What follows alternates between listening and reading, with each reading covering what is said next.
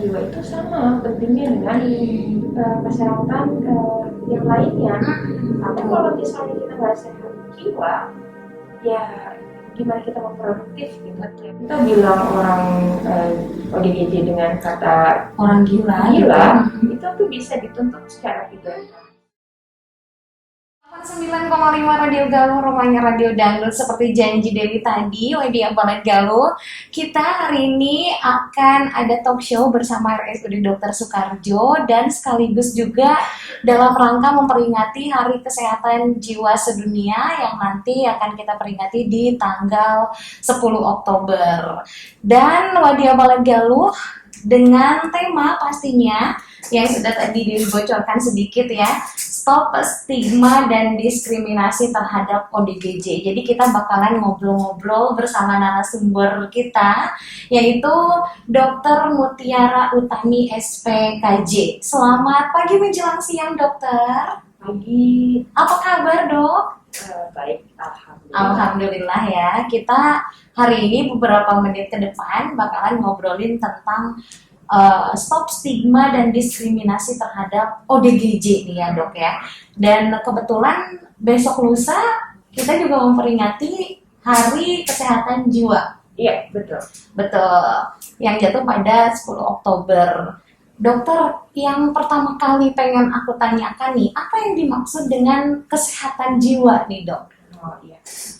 Jadi kita tuh suka berpikir ya kalau kesehatan jiwa itu hanya sekedar orang itu nggak mengalami gangguan jiwa. Tapi sebenarnya lebih dari itu. Jadi orang yang kesehatan jiwa itu diartikan berdasarkan undang-undang dan WHO itu bahwa si individu itu sehat secara sosial, spiritual, terus dia juga bisa produktif dan juga bisa bermanfaat untuk komunitasnya. Jadi kesehatan jiwa itu luas sekali ya gitu. Jadi luas artinya ya, dok ya. Terus setiap orang juga mempunyai hak asasi manusia gitu, dok. Iya, betul. Jadi aku pernah baca dalam satu artikel kesehatan jiwa itu adalah hak asasi manusia, benar ya, dok? Iya. Jadi semua orang mempunyai hak untuk mendapatkan pelayanan kesehatan jiwa juga, dok? Iya, betul. Sama seperti kesehatan lainnya, tentu juga kesehatan jiwa merupakan hak asasi dari setiap manusia ya. Gitu. Benar. Karena jiwa nggak terlihat, gimana cara pemeliharaannya, dok? Kesehatan jiwa itu terlihat dari apa nih, dok? Gini, jadi kalau misalnya gampangnya ya, dia itu sudah mengalami gangguan di 3 area, yaitu fungsi keseharian, pekerjaan, dan sosial. Jangan-jangan dia sudah mengalami gangguan jiwa gitu. Jadi misalnya biasanya mandi sehari sekali, tiba-tiba 2 hari sekali gitu. Nah, atau misalnya biasanya makannya bagus, tiba-tiba makannya jadi malas makan di luar diet ya. Jadi diet memang tidak sedang merestriksi makan atau memang dia tidak dalam program diet yang sesuai gitu. Nah, atau malah jadi makin tambah banyak misalnya. Nah itu untuk yang keseharian. Untuk fungsi pekerjaan biasanya dia bisa cukup produktif, bisa bekerja dengan baik. Nah ini jadi kok kinerjanya menurun gitu. Terus untuk fungsi sosial misalnya yang gampangnya dimanapun dia ada, kok ada trouble terus gitu, ada masalah terus dengan sekitar, jangan-jangan gitu dia mengalami gangguan jiwa atau mungkin itu perlu diasas lebih lanjut ya. Oke, dokter. Terus apa yang dimaksud dengan ODGJ, dokter? Ada juga orang yang memang belum tahu ODGJ itu apa, begitu, dokter? Silakan dijelaskan. Nah, jadi kalau ada istilah ODMK. ODMK itu apa, dok? Orang dengan masalah kejiwaan. Dengan masalah kejiwaan. Dan ODGJ. Orang dengan gangguan jiwa. Jadi itu tuh apa ya?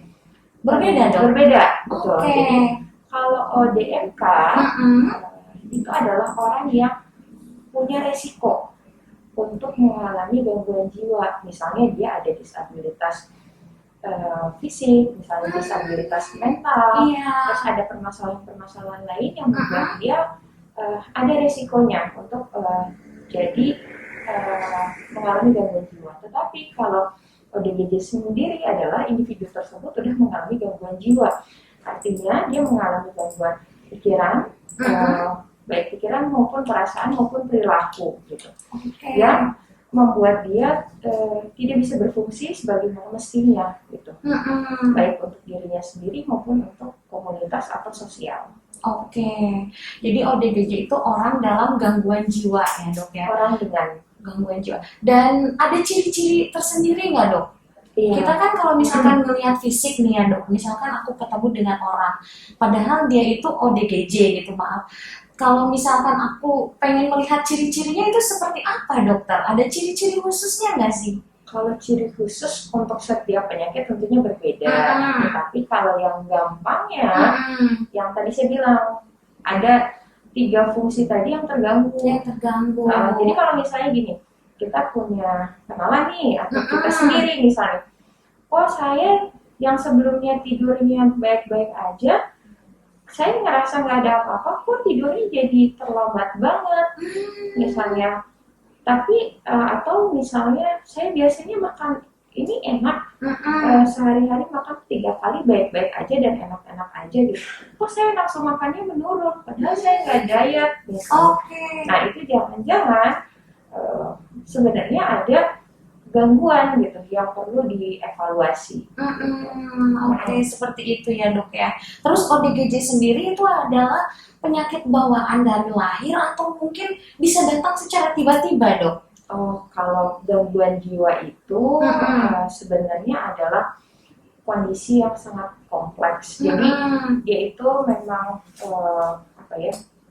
banyak sekali faktor yang mempengaruhinya. Jadi faktor biologis atau keturunan bisa, faktor lingkungan, faktor pola asuh, faktor psikososial itu sekitaran kita, lalu permasalahan yang dihadapi. Jadi nggak bisa karena satu masalah aja terus kita menetapkan itu permasalahan utamanya gitu, enggak. Tapi semua itu terjadi karena interaksi dari faktor-faktor tersebut. Jadi saling mempengaruhi gitu ya dok ya. Terus dokter, perbedaan orang dengan masalah kejiwaan dan orang dengan gangguan jiwa barusan udah dijelasin ya dok ya. Terus pengen tahu nih dok, apakah bisa disembuhkan kesehatan jiwa? Kayak kita punya luka nih dok, diobatin terus sembuh gitu. Apakah orang dalam gangguan jiwa atau mungkin ada masalah kejiwaan bisa disembuhkan dok? Bisa. Dan untuk beberapa, tapi memang ada untuk beberapa gangguan jiwa yang dia harus terkontrol dengan obat. Mungkin tidak sembuh total, tetapi dia dalam artian begitu, tapi terkontrol dengan obat. Jadi dengan obat dia bisa beraktivitas seperti biasa. Jadi ada obat tertentu ya dok ya? Ada beberapa gangguan jiwa, jadi banyak sekali variasinya. Tetapi bisa sembuh nggak? Bisa. Ada yang bisa sembuh total. Dan ada nggak yang perlu treatment seumur hidup? Ya ada, gitu. Tergantung dari jenis gangguan jiwanya. Jenis gangguan jiwanya. Terus contoh yang ada di masyarakat saat ini ODGJ itu seperti apa dok? Jadi banyak banget ya.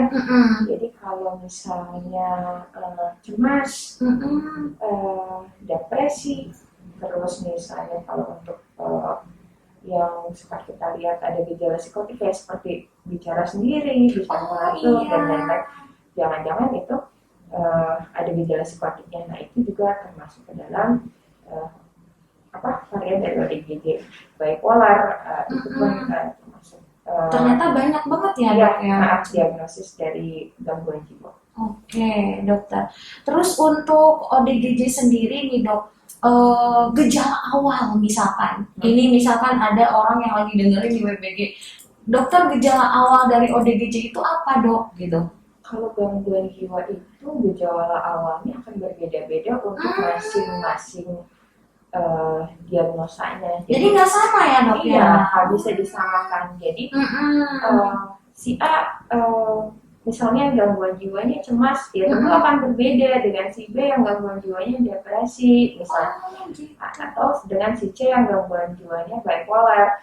Jadi nggak bisa disamakan. Tetapi cara gampangnya yang tadi saya bilang, kalau ada di area tiga area tersebut terganggu, ya mungkin itu harus sudah dikonsulkan dan diakses lebih lanjut, dilihat nih apa memang dia mengalami gangguan jiwa dan butuh terapi atau hanya permasalahan yang sesaat dan pada dasarnya tidak perlu terapi. Oke, jadi pada intinya ketika kita punya kecemasan berlebih atau mungkin depresi berlebih, udah harus langsung ke dokter ya dok ya? Iya, harus diperiksakan ya kan?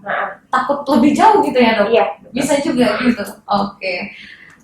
Dokter, pertanyaan selanjutnya nih dok.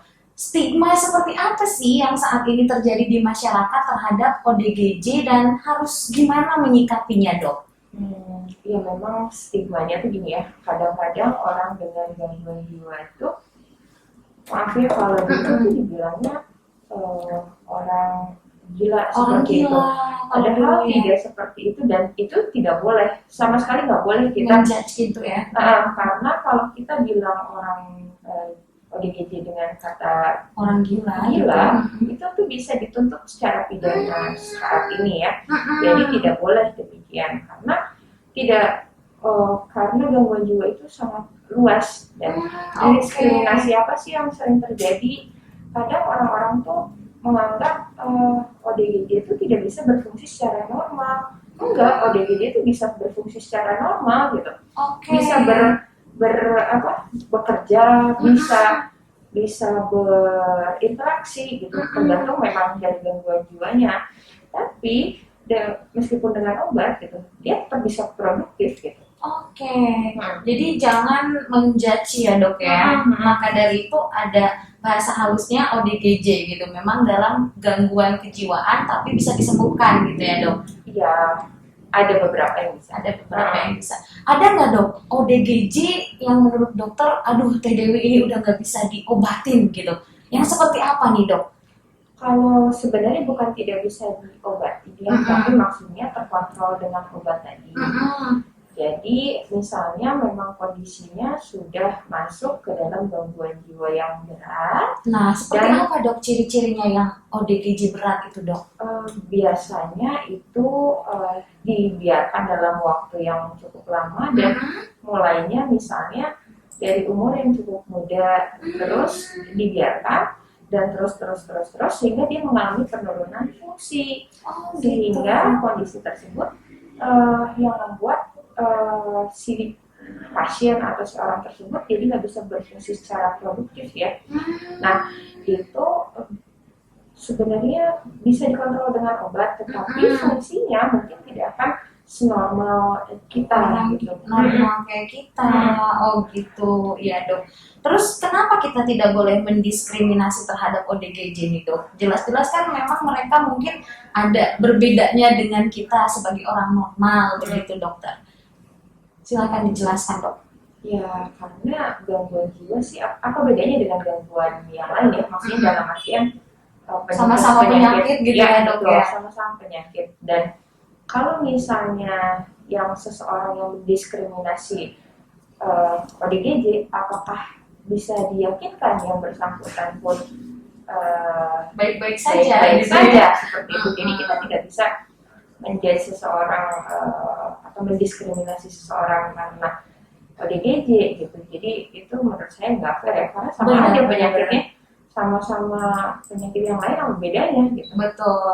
Bahkan kita juga orang normal mungkin siapa tahu ya dok ya mengarah ke ODGJ. Iya, mungkin kita bisa jadi ODMK, jadi kita ada resiko untuk mengalami gangguan jiwa, kita nggak tahu. Ya, karena permasalahan di depan kita mana tahu ada apa di depan nanti. Oke, betul dok. Jadi menurut dokter juga kita semuanya punya kemungkinan ya dok? Pada dasarnya, apalagi dengan kondisi seperti ini, siapa yang kondisi COVID seperti ini? Aku jadi takut dong. Iya benar. Seperti ini ya semua kan pasti mengalami pressure ya, mengalami tekanan. Jadi mungkin bukan hal yang tidak mungkin. Benar, karena perekonomian ya dok betul. ya. Wah, banyak banget nih Widya Balad Galuh faktornya. Untuk kalian juga yang mau tanya-tanya boleh ya dok ya.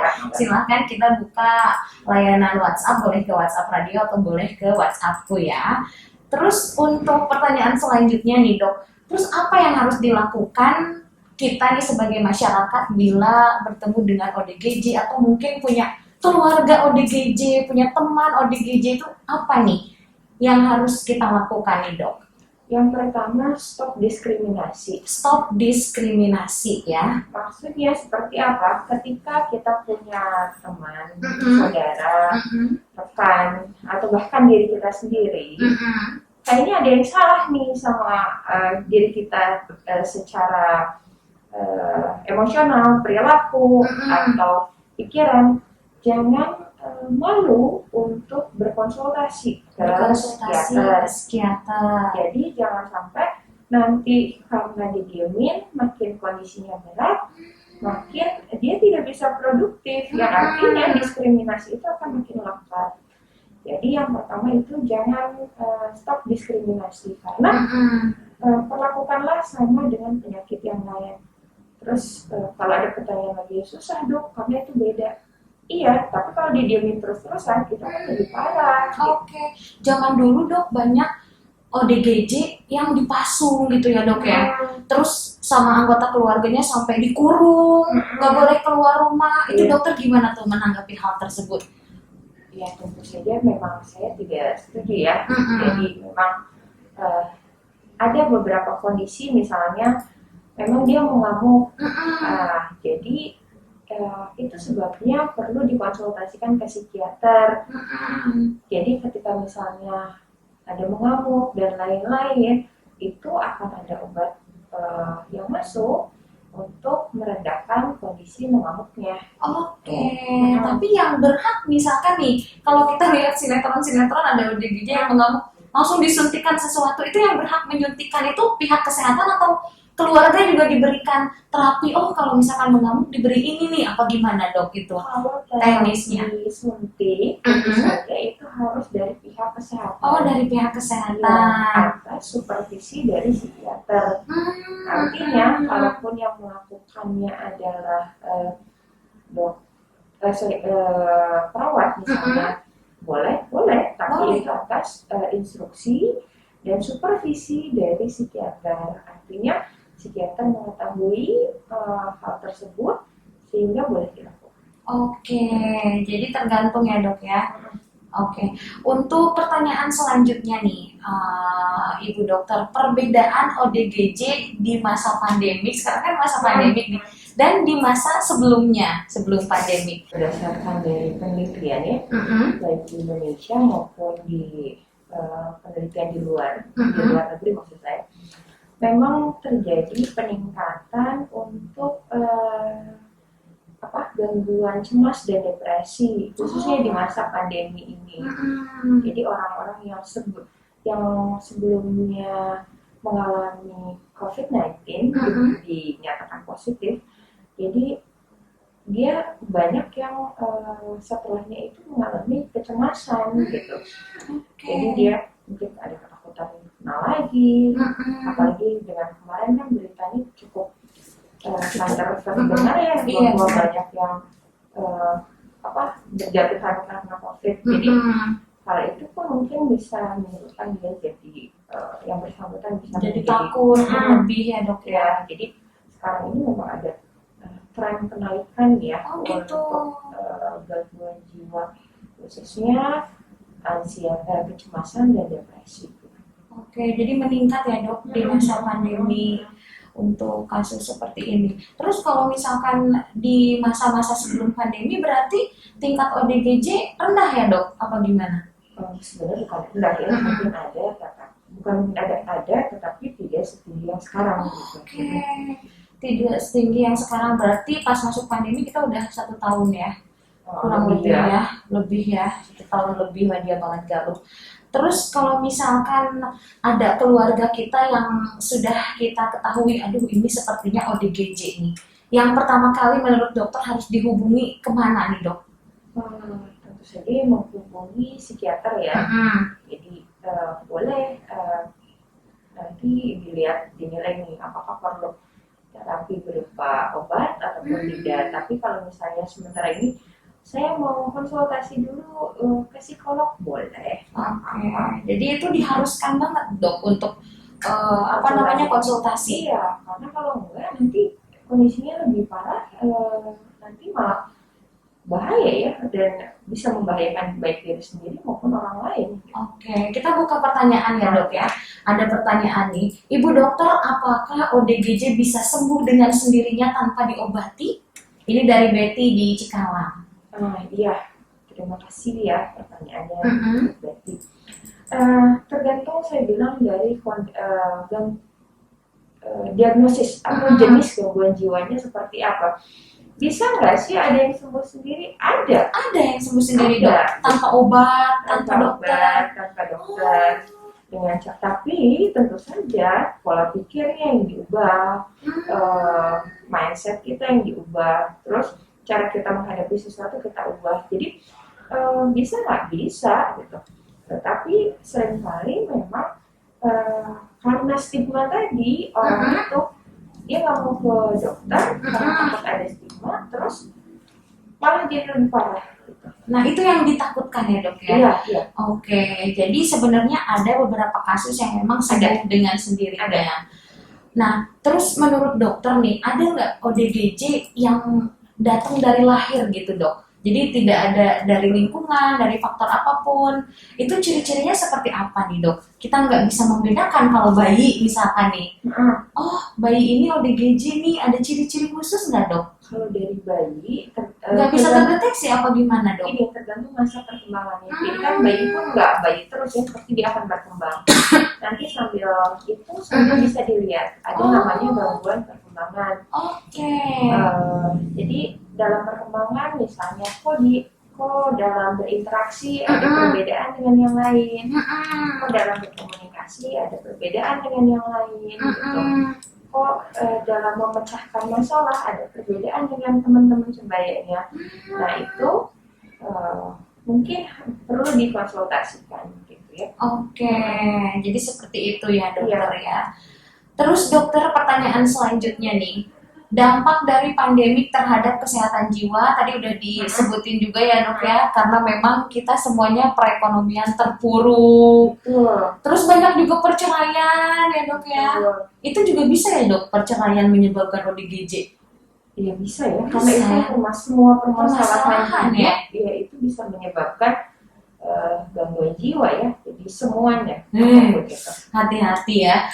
Ada yang bertanya lagi nih dok, atas nama Ida katanya, apa yang bedain bipolar sama mood swing katanya? Mood swing, mood-moodan gitu dok. Ada bedanya nggak dokter? Gini, kalau bipolar itu adalah diagnosanya. Kalau mood swing itu adalah bagian dari gejalanya. Jadi kalau bipolar itu ada dia fase naik, yaitu lagi happy banget, lagi manis istilahnya, dan ada turun. Nah kalau lagi turun itu lagi depresi. Nah itu tuh adalah diagnosis. Kalau mood swing adalah gejala. Mood swing itu kadang kita kadang kita sedih, kadang kita happy, tapi bentar lagi kita bete, bentar lagi kita marah. Nah itu yang dinamakan mood swing. Berarti semuanya pasti ada dong yang seperti ini dok. Kalau misalnya maksudnya untuk mood swing, setiap orang berarti punya mood swing dok? Enggak. Karena kalau misalnya orang yang kondisinya katakanlah normal ya, dalam artian normal di sini tidak mengalami gangguan, berarti dia harusnya misalnya kalau kita menemukan sesuatu hal yang menyebabkan kita marah, ya wajar marah. Berarti itu masih normal gitu ya? Sebesar apa kemarahannya? Misalnya saya mecahin piringnya Teh Dewi, tapi Teh Dewi sampai ngamuk-ngamuk sampai nampar saya. Jadi itu terlalu berlebihan. Gitu. Apakah itu cukup relevan gitu? Nah, kondisinya seperti itu. Jadi mungkin itu perubahan perasaan yang drastis, cepat sekali. cepat sekali. Kadang lagi bete jadi happy banget, jadi bete lagi jadi sedih kayak gitu.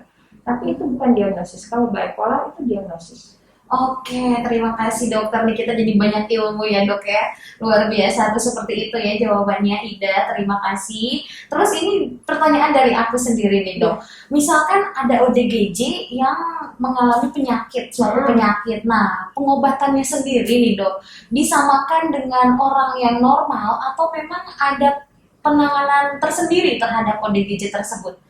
Kalau seperti itu tergantung dari penyakitnya. Tergantung penyakit. Penyakit apa nih dia punya gitu.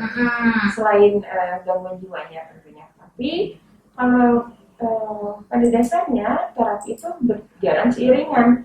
Jadi kalau misalnya ada obat-obat tertentu yang tidak boleh diberikan, misalnya obat-obat jiwa yang tidak boleh diberikan pada kondisi misalnya gagal ginjal, maka kita akan berikan obat yang lebih aman untuk ginjal. Tetapi obat untuk ginjal dari misalnya internisnya tetap berjalan seperti itu. Oke, jadi bisa berdampingan gitu ya dok ya.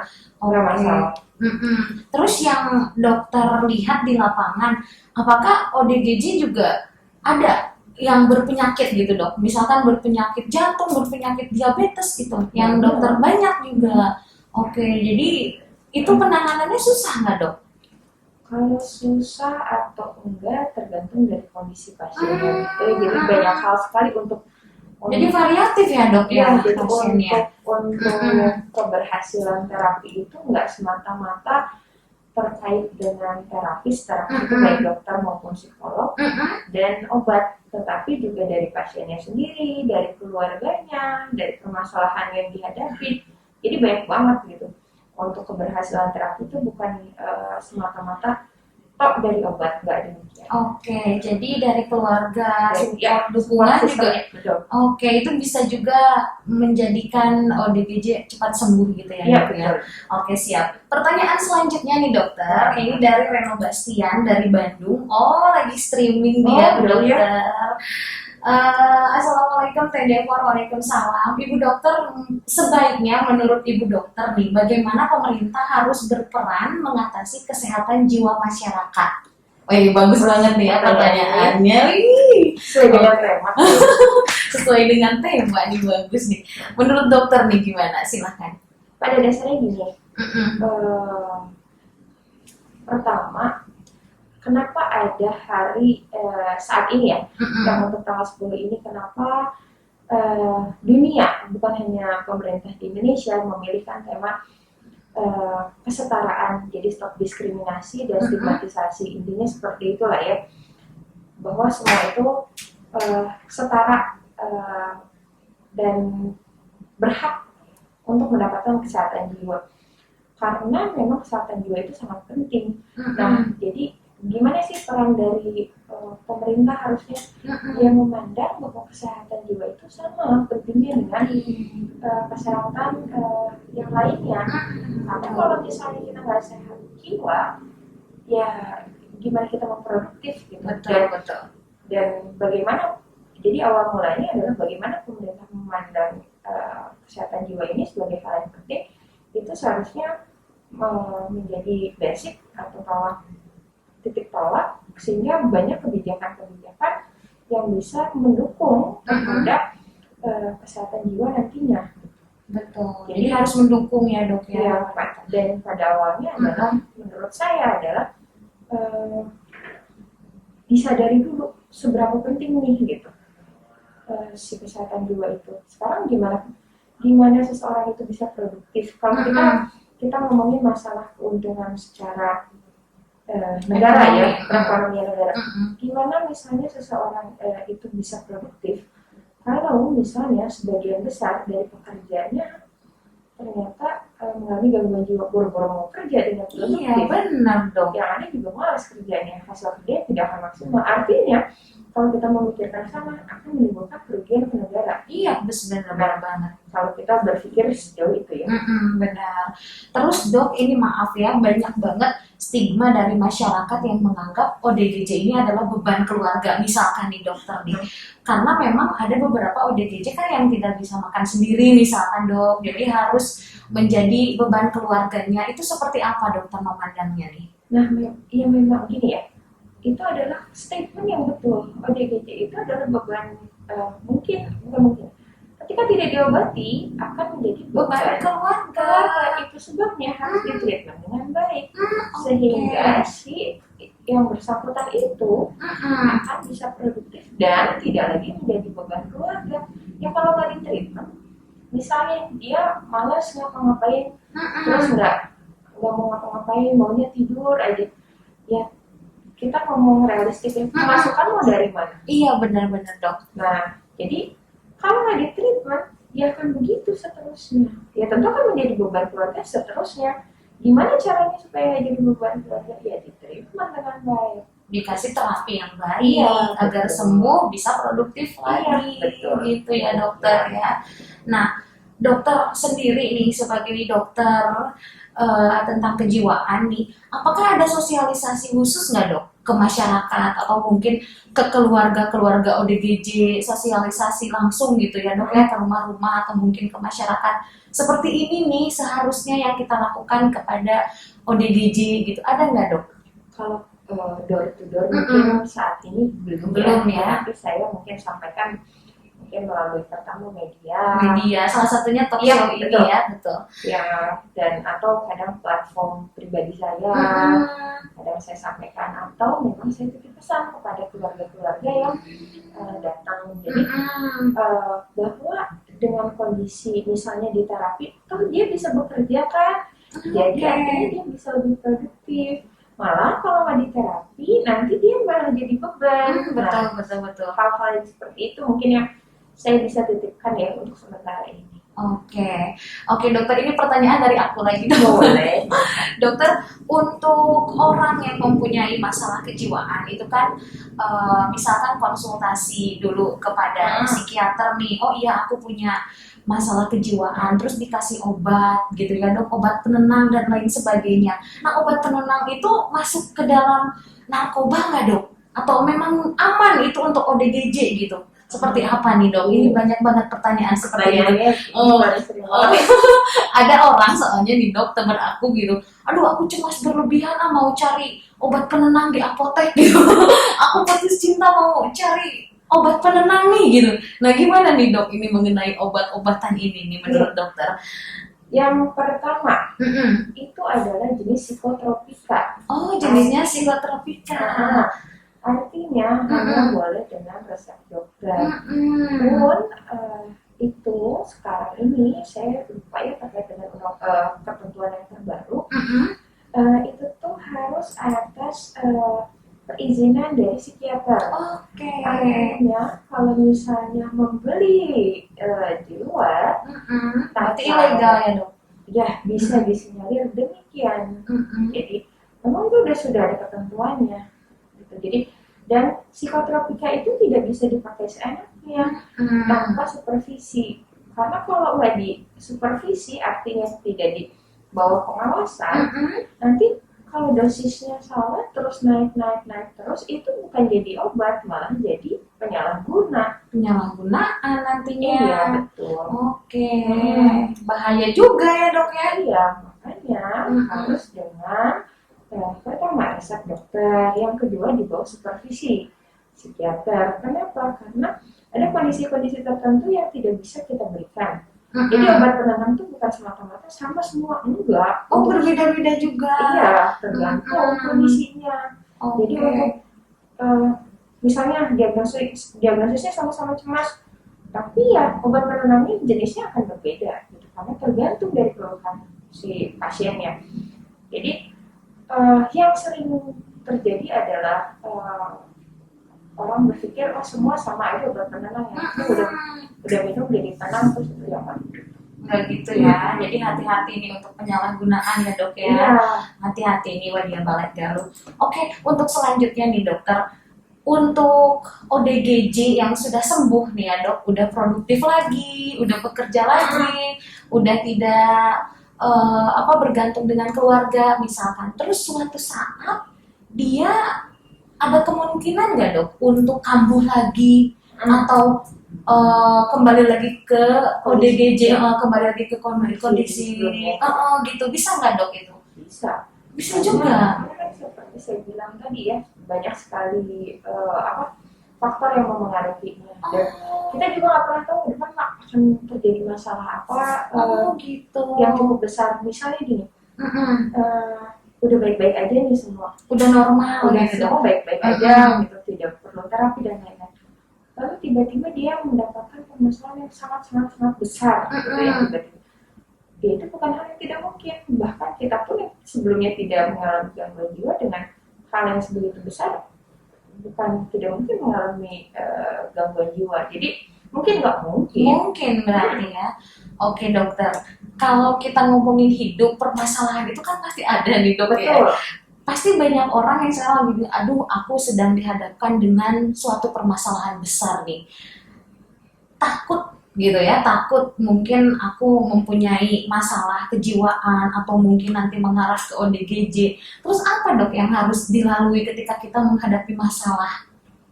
Kalau kita menghadapi masalah, maksudnya supaya tidak jatuh? Gitu, supaya jiwa kita tuh nggak ada masalah gitu. Ada tips dan triknya nggak dari dokter nih?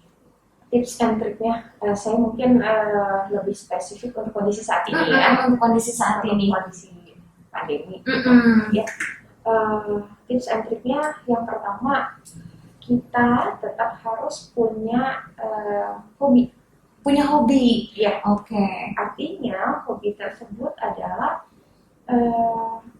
bentuk dalam tanda kutip pengalihan kita dari permasalahan. Tapi bukan berarti kayak apa ya, ada beberapa yang kita bilang, ada yang ngobrol gitu ya, dok saya tapi hobinya judi, ya kayaknya gitu juga gitu. Maksudnya itu kan negatif ya dok ya. Jadi hobi-hobi yang betul-betul misalnya positif. Seperti misalnya boleh kalau kita sekali waktu kita senang bersepeda, olahraga, itu.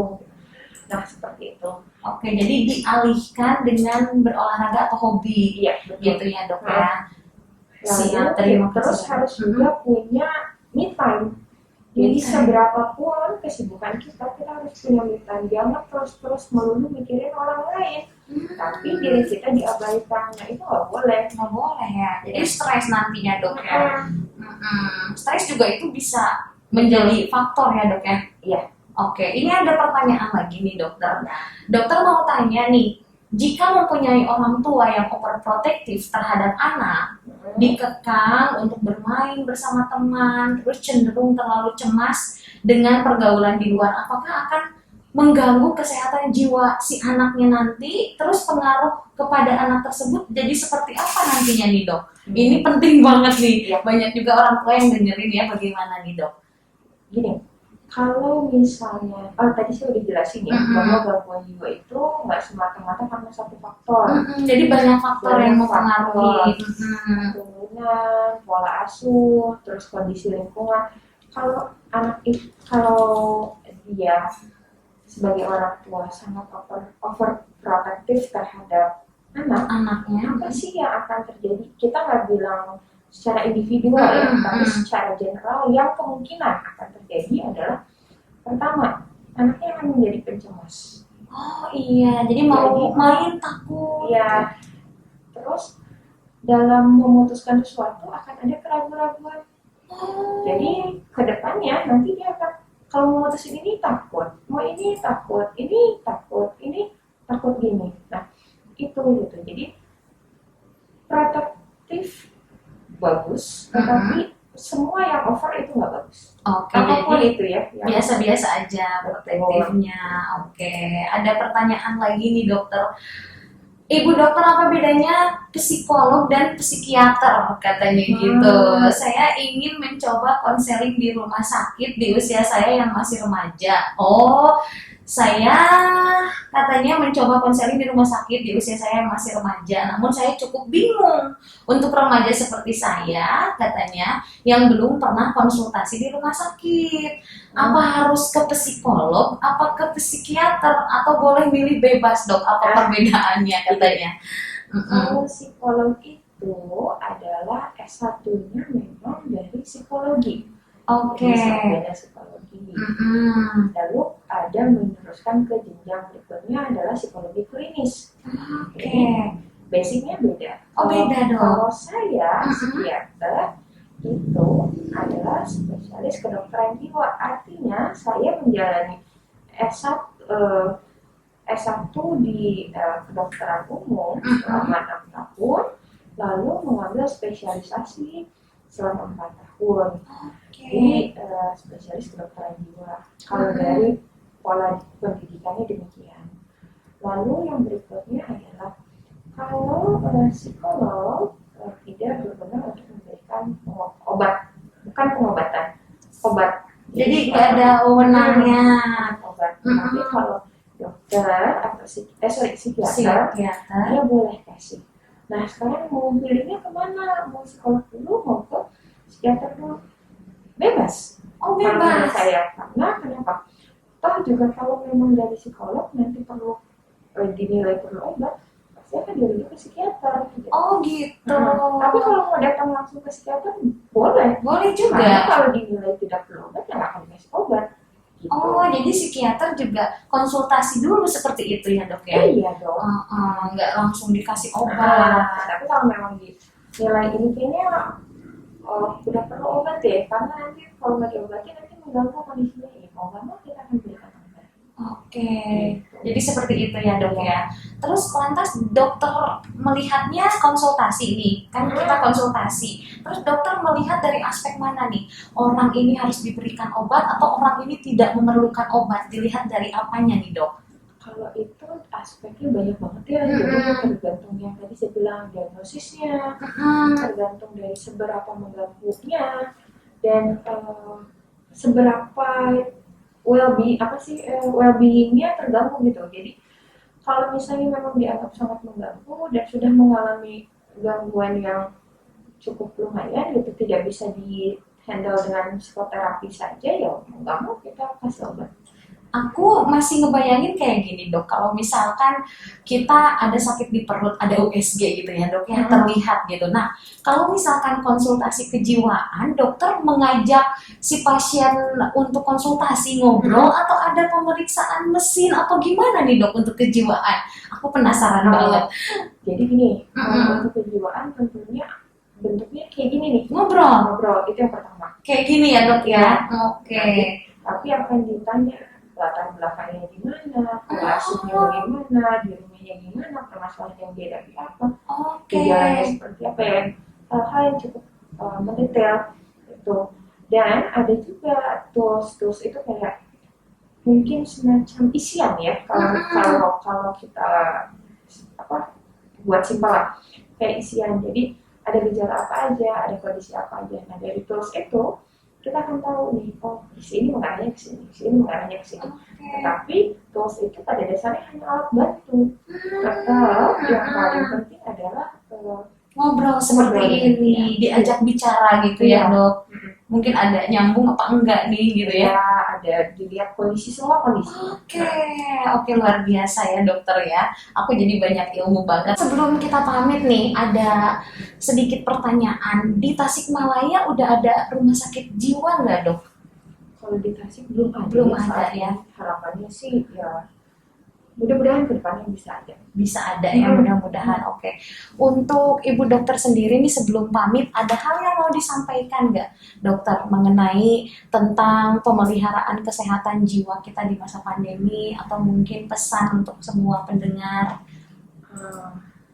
Ya tadi ya tetap saya menekankan pada tema kita, stop stigmatisasi dan diskriminasi untuk ODGJ. Jadi jangan malu untuk berobat, berkonsultasi ke psikiater, dan sama aja sama penyakit lain. Gitu. Kalau misalnya memang nanti mau berkonsultasi, kalau mau bertemu sama saya bisa ada di mana nih RSU, RSUD Dr. Soekarjo. ya, Senin sampai Jumat. Lalu kalau untuk sorenya saya ada di Apotek Utari dan Rabu Kamis di Jasa Kaki. Oke, terima kasih banyak informasinya Ibu Dokter. Luar biasa, hari ini kita banyak ilmu dan nanti di 10 Oktober kita bersama-sama ya. Oke, tentang apa namanya? Hari Kesehatan Jiwa Sedunia. Itu WHO ya, Dok ya? Iya. Oke, luar biasa. Terima kasih banyak, Dokter. Terima kasih juga ilmunya, terima kasih banyak waktunya sudah hadir ke studio. Semoga bermanfaat ya. Selamat bertugas, Dok. Semoga sehat selalu. Dan terima kasih banyak untuk Wadiyah Balad Galuh juga. Wassalamualaikum warahmatullahi wabarakatuh.